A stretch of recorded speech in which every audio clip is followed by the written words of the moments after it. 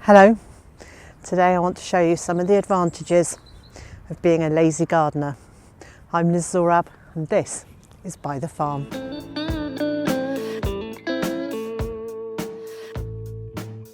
I'm not very good at getting around to clearing out all of the raised beds every year, so we end up with bits that I haven't harvested, or I don't know what we've got here. Lots of weeds. Well, the weeds need to come out. But the advantage to leaving some things alone and letting them just take their natural course is you get what I've got here, which looks like a whole load of grass growing in this bed, but it's not grass. This is an onion that was planted in here 3 years ago, I think. I think it's 3 years since I've had onions in here.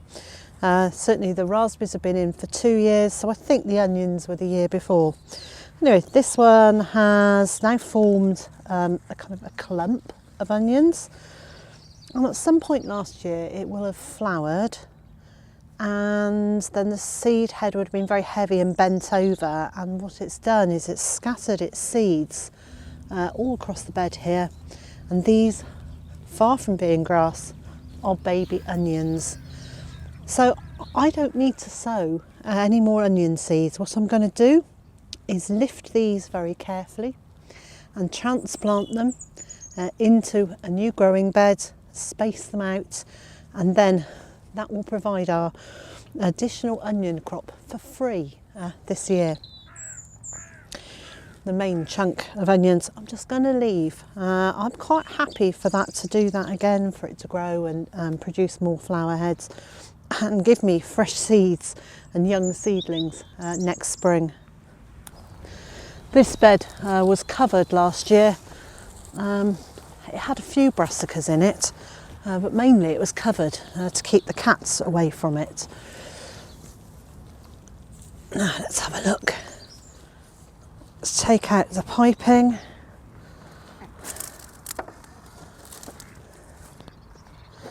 What have we got in here? Well, there's a chunk of weeds, so there's grass I definitely don't want.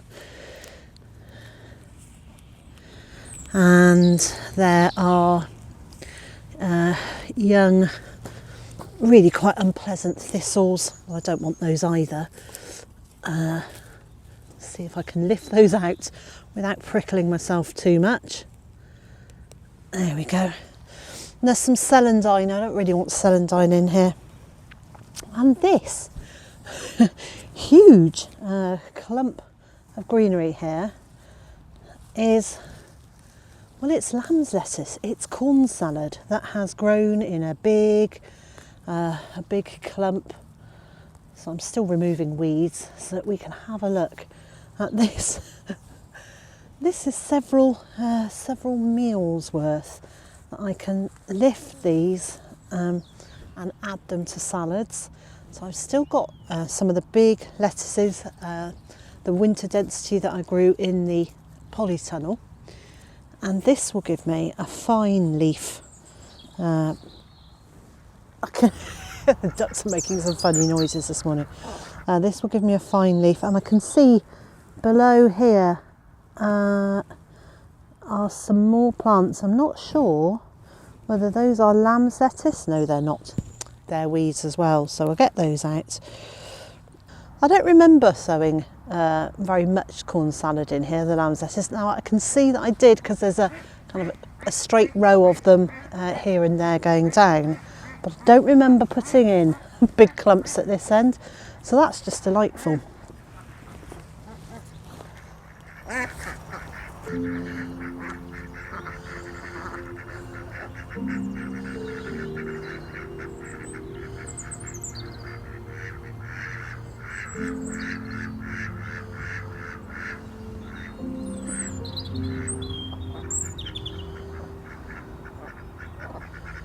The other thing that I've got growing in here is raspberries. Now they have come through from the bed over there, and I'm just going to lift these with as big a root clump on them as I can, because I'm sending them off to some friends, and also to some new friends who came and took courses about soft fruit gardening here earlier in the year. And I promised them I'd send them some cuttings. They came when the storms were happening and we just literally couldn't get outside to do this, so I promised these will go off. So Sue, this is on its way to you. So I'll get those out and get this into a bag to keep the moisture around the roots, and then these can go off in the post. And another reason for not racing to clear these beds and tidy up, so I actually use them as a guide. I get guided by nature as to when I should start sowing seeds. So in the pathways here, there are lots and lots of tiny little plants, little seeds that have germinated. And these are parsnips. They are now the seed leaves are there, and there are 2 true leaves. And this tells me this is now, the weather conditions are ideal for me to plant parsnip seeds, because I know they're going to germinate. So I have 2 choices. I can plant fresh seeds, and I have got fresh seeds. And just a reminder, if you're growing parsnips, you will need fresh seed. Really, germination rate is not very good if you use old seed, and the older it gets, the lower your germination rate's going to be.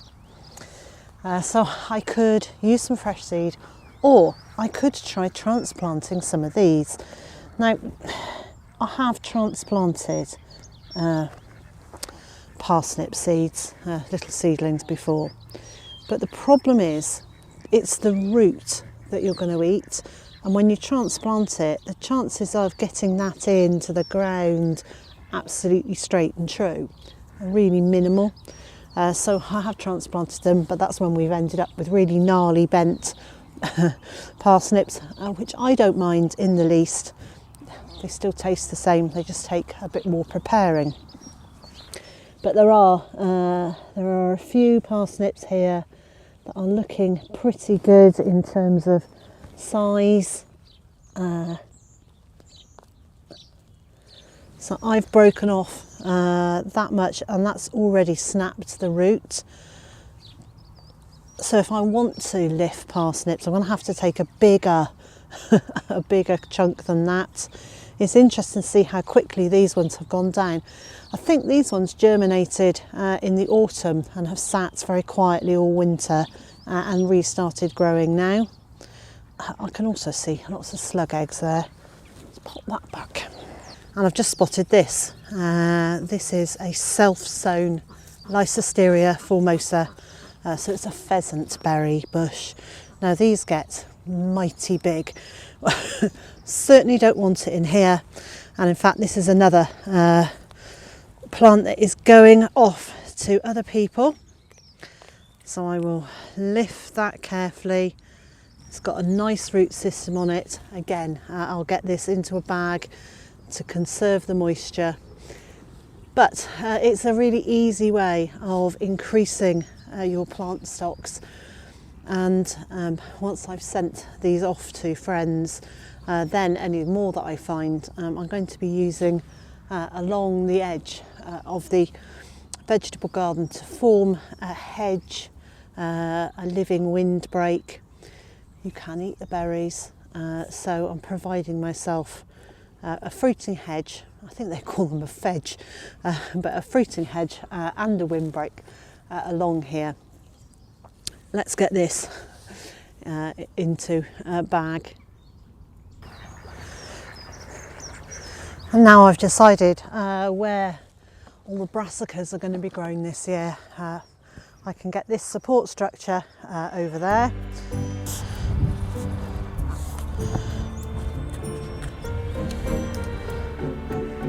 In my last video, I showed you how I made a low cloche, a low tunnel, using these hoops and some recycled plastic. And I'll leave some links in the video information about creating brassica tunnels using that piping and netting.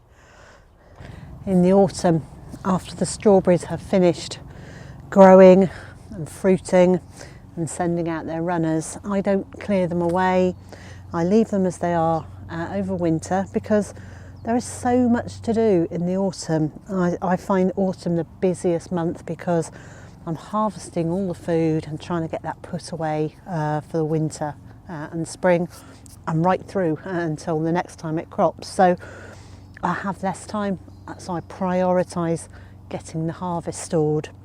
So with the strawberries, I leave them like this, and my feeling is that that's absolutely fine. The leaves will break down a bit over the winter and help feed the soil, and in the spring I can very easily give those a trim with a pair of scissors and tidy that up. But what it does allow me to do is see really clearly where all the new little plants are. So these are all the runners that the strawberry plants have sent out. So they send a runner out, and wherever that lands it will start making a new plant. So I can see where the new plants are. I can easily lift them now. They're nice and small. Most of the runner stem has died back, so I'm just left with a plant that then is relatively easy to lift. Well, I've done it one-handed, which is no bad thing.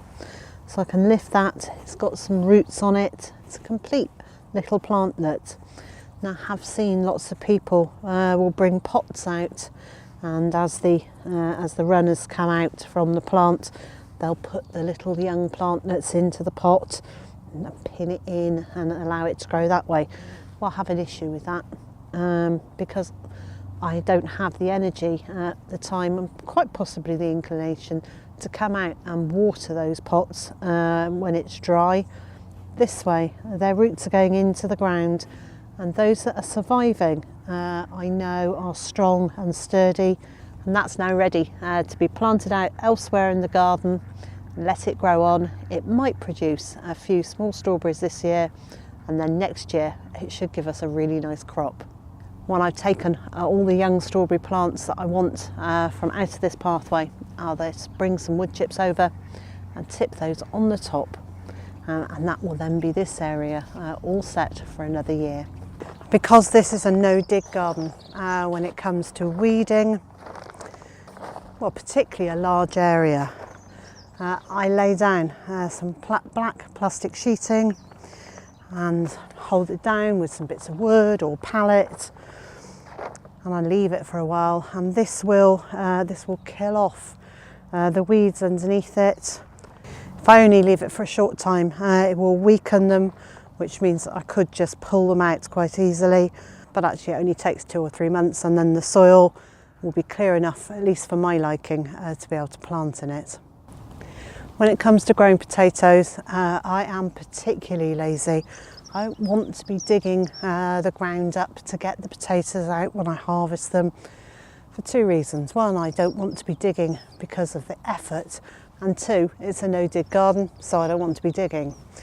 So what I've done is, my neighbour, when they cut their lawn, they really kindly bring round dumpy bags of grass for me, and I've mixed it with some used chicken bedding. So when I put this on, it was about 7 or 8 inches deep. It has shrunk down a bit now, but in here, buried in here somewhere, let's have a little look, see if I can find one.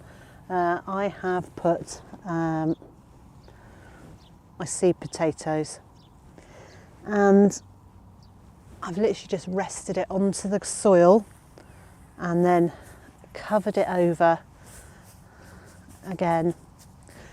And all I need to do over the summer is make sure that this has a water occasionally, so it doesn't get too dry, and then to carry on piling grass clippings on top of it. You could use grass clippings or homemade compost, anything that's going to help exclude the light from getting at those potato tubers. And then when it comes to harvesting, all you have to do is move away the mulch, and there will be your potatoes just ready to harvest. Because of all those bonuses, it means that when I'm out in the garden, I get to spend it, well, enjoying the sunshine and the fresh air, enjoying the plants and the wildlife. And so, wherever you are in the world and whatever you've got planned for today, I hope it's a good one. And I also hope you'll join me again next time. If you've enjoyed this video, please give it a thumbs up or leave a comment, or better still, let YouTube know that you are enjoying my channel by watching a couple more videos. Try this one here.